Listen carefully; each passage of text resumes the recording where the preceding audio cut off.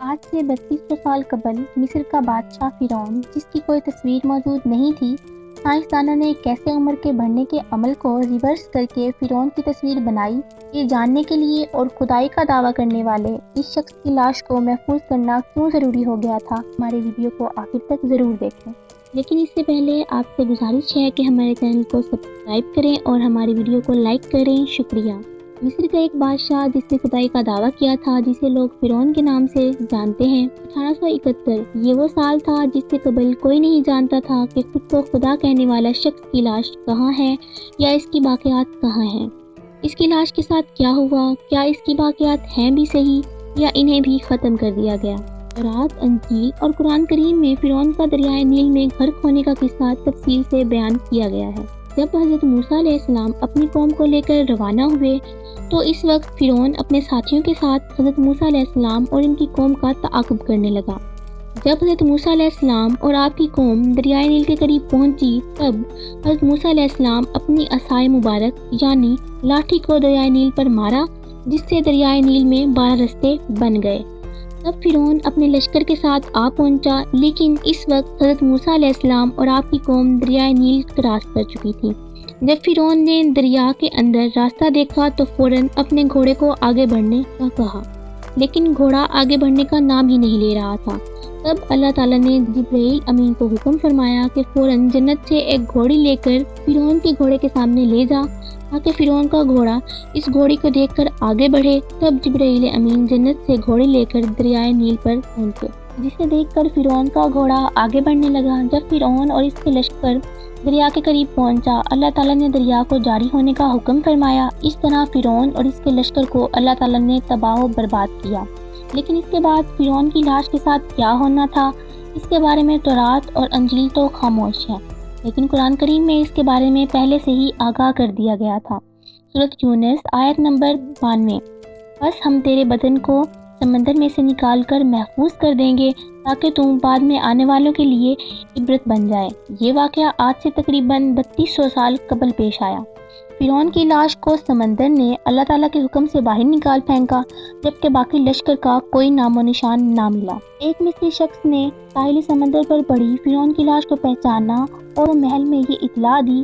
فرعون کی لاش کو سمندر کے کنارے سے اٹھا کر محل میں لایا گیا اور اسے ایک تابوت میں محفوظ کر لیا گیا۔ لیکن فرعون کی لاش کو حنوط کرنے کے عمل کے دوران ایک درباری سے ایک غلطی ہو گئی تھی، کیونکہ فرعون سمندر میں ڈوب کر مرا تھا اور مرنے کے بعد کچھ عرصہ اس کی لاش پانی میں رہنے کی وجہ سے اس کے جسم پر سمندری نمکیات کی ایک تہ جم گئی تھی۔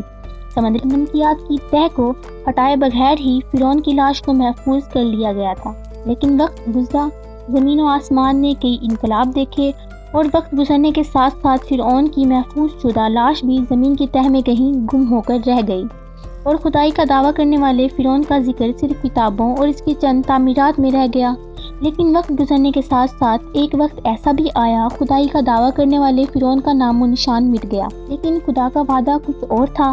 اس واقعے کے تقریباً 2000 سال بعد اللہ کے آخری نبی حضرت محمد صلی اللہ علیہ وآلہ وسلم تشریف لائے اور اللہ تعالیٰ کی طرف سے آخری پاک آسمانی کتاب قرآن کریم نازل کی گئی، جس میں فرعون اور اس کی قوم کے قصے کو تفصیلاً بیان کیا گیا تھا، اور فرعون کی لاش کو محفوظ کرنے کی آیت بس ہم تیرے بدن کو سمندر میں سے نکال کر محفوظ کر لیں گے تاکہ تو بعد میں آنے والوں کے لیے عبرت بن جائے بھی موجود تھی۔ قرآن کریم میں اس آیت پر سب اہل ایمان کا بھی یقین تو تھا، لیکن وہ یہ سمجھنے سے قاصر تھے کہ خدائی کا دعویٰ کرنے والے فرعون کی لاش کہاں محفوظ ہے اور اسے کیسے نشان عبرت بنایا جائے گا۔ 1871 میں مصر کے ایک شہر الغورنیہ سے تعلق رکھنے والے احمد عبد الرسول کو پرانے خنجرات میں جانے کا اتفاق ہوا۔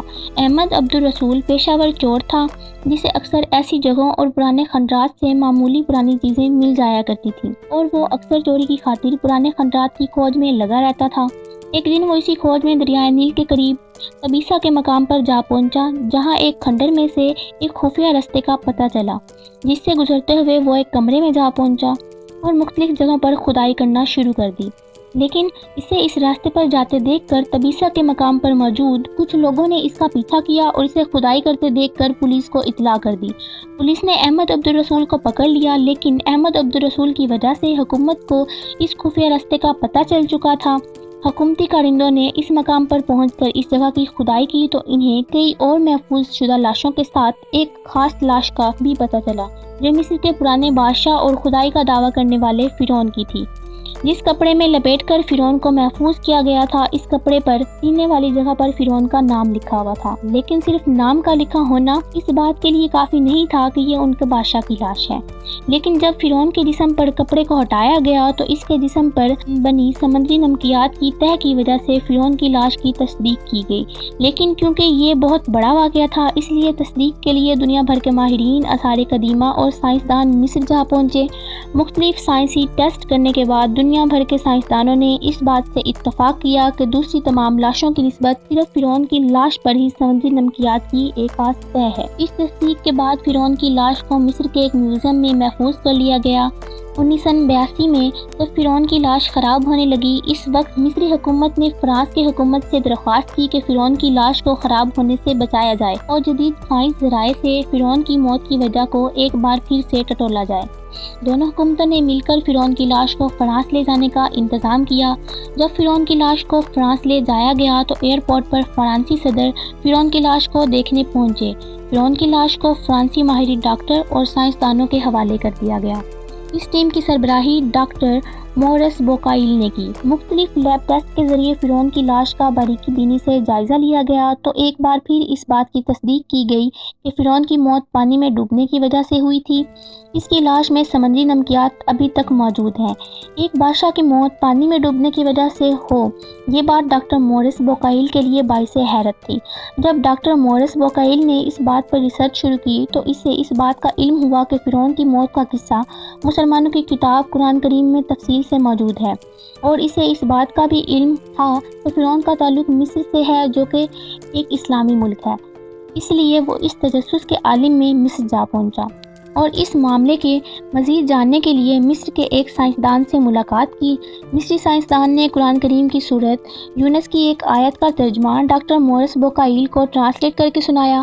फिरौन का खुदाई का दावा, इसके पानी में डूबकर मरना और पानी से निकाल कर इसकी लाश को हनूद कर दिया जाना और फिर कई साल बाद लाश का दोबारा मिलना और एक बार फिर जदीद साइंसी तरीके से लाश को दोबारा महफूज किया जाना, ये सब इशारा सिर्फ एक तरफ था जो अजीम किताब कुरान करीम में बयान किया जा चुका था।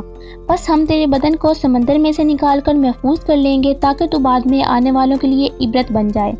मुख्तलिफ कयास आराइयों के मुताबिक डॉक्टर मोरिस बोकाइल ने ये सब कुछ देखकर इस्लाम कबूल किया और मुसलमान हो गया। लेकिन डॉक्टर मोरिस बोकाइल ने मरते वक्त तक इस बात की ना तस्दीक की ना ही तरदीद।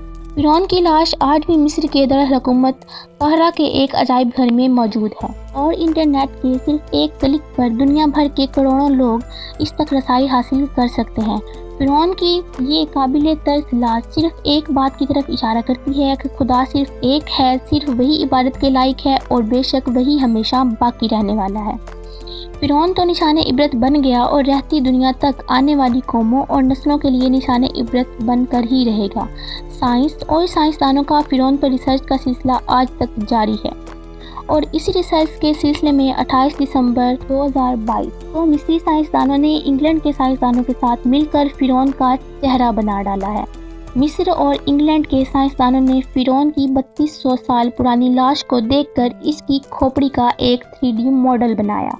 इस खोपड़ी का 3D मॉडल काहिरा यूनिवर्सिटी की तलबा सहर सलीम ने तैयार किया।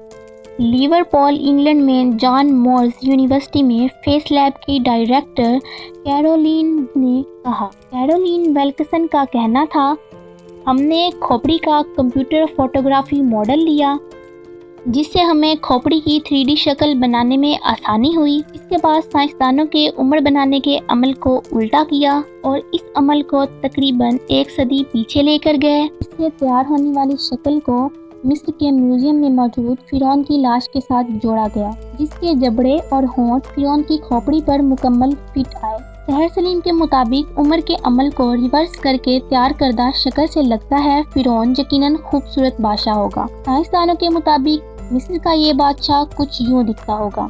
आपको हमारी ये काविश कैसी लगी और आपको इस कहानी से कौन सा सबक मिलता है?